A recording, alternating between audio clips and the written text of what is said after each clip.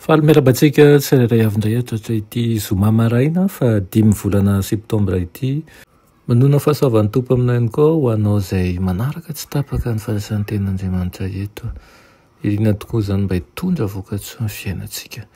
Alohan'ny derantsika ny hamofonainan'io dia hivavaka-tsika.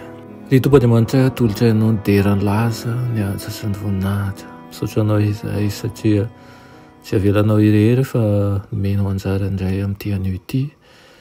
Ny fahasoavanao mandrakotra anay ary tsapanay ny famoazanao anay indray amin'izao marain'izao mba hiaraka aminao.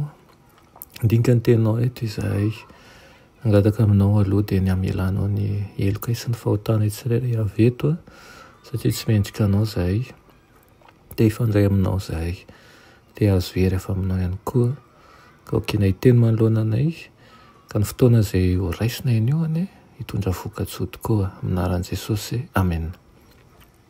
Lohateny mofonainantsika androany dia manao hoe asaon'ny olona ho tonga zanak'Andriamanitra. Naraina amin'ny Jaona 1:7-1 manao hoe endre manao ahoana ny fitiavana nasehon'ny Ray ho antsika dia ny antsoina antsika hoe zanak'Andriamanitra sady izany tokoa.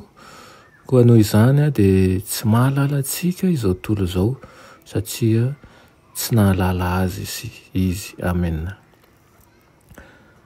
Amin'ny Jaona 1:7-2 ihany koa dia manao toy izao hoe ry malala ankehitriny aza dia zanak'Andriamanitra isika nefa tsy mbola naseho izay ho toentsika rahatr' izay. Fantatsika fa raha miseho izy dia ho tahaka azy isika, fa ho hitantsika izy dia izay tena endriny tokoa. Ary izay rehetra manana an'izany fanantenana miorina amin'izany dia manadio ny tenany mba hadio tahaka azy. Aseho amin'io andinin'io ireo tombotsoan'ny kristianina izay vitsy no mahatakatra azy. Tokony ho fantatsika tsara ireo fitahiana omen'Andriamanitra antsika ao amin'ny teniny.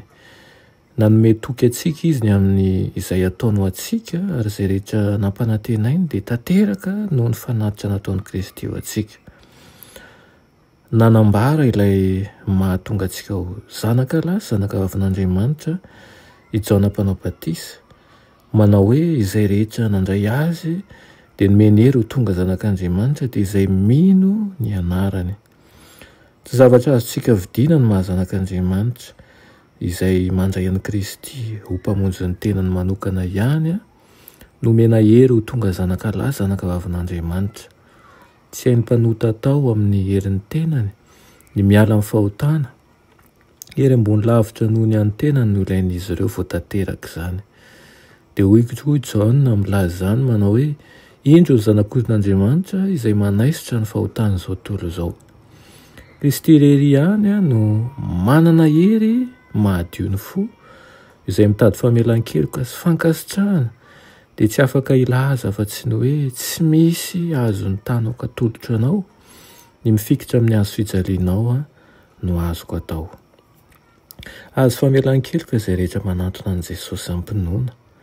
Vatany vao mangataka fanampiana amin'ny mpamonjy mba hialana amin'ny fahotana ny olona mibebaka dia miasa avy hatrany ny fanahy masina manova ny fo manao hoe izay rehetra nandray azy dia nomeny hery ho tonga zanak'Andriamanitra.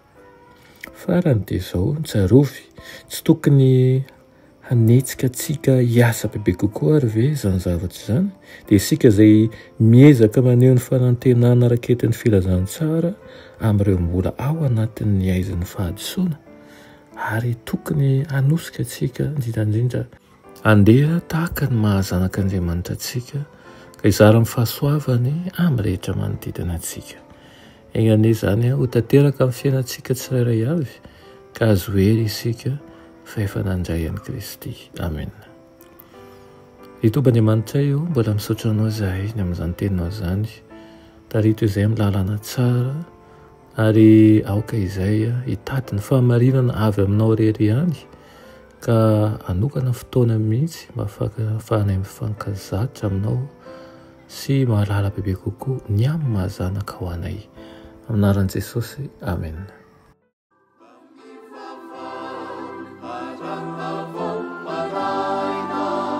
Saruvi